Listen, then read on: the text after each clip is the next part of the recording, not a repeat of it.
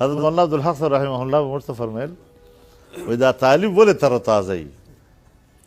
دا وایي د نبي علیه صلات وسلام دعا ده ورته نظر الله امرأ سمع مقالتي فوعاها وأداها كما سمعها. نو تاسو ته د نبي دعا ده ویلی شي.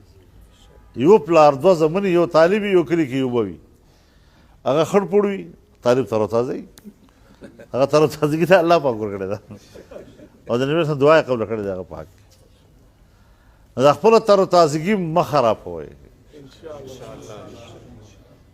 په غریبي کې غیرت ښه ده تر دې چې پیسه دې له جیب وډکه یې بې غیرته نو ځان نه بې غیرته کړو ورته چې درې شیونه الله په لاس کې دي هغه بنده ته وکړو حواله کړي نه دي. ډېرو شیونو کې اختیار الله بنده ته ورکړی ده که نه لیکن درې شیونه الله خپل لاس کې ساتلي دي. یو حیات موت دې کې د بنده هیڅ دخل نشته. یو عزت او ذلت په دې کې د بنده هیڅ دغه نشته.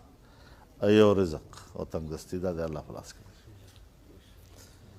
نو بیا زه ولې دې خوشامدي کوم ولې دوی په قدمونو کې زه پروت یم پېښه شه ده ما ته حکومت به میلاو سي ما ته بیا به عزت نه وي ورسره بیا به څه ورسره کوو.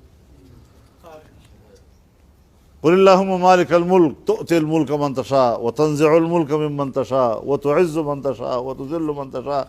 دو مضامین دي یو د بادشاهي یو د عزت.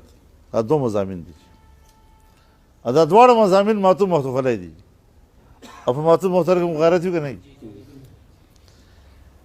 نو بادشاهي ځان له شاید او عزت ځان له شاید. الله قادر ده چې دواړه درکړي.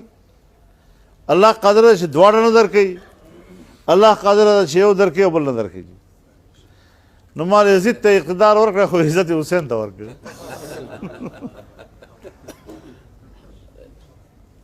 اقتدار خو موږ ورسره ده او داسې ښه نوم یې ګټلی ده چې ټول قوم پره پیغور ده. دغسې عزت نه مو دا اقتدار هم د الله وساتي.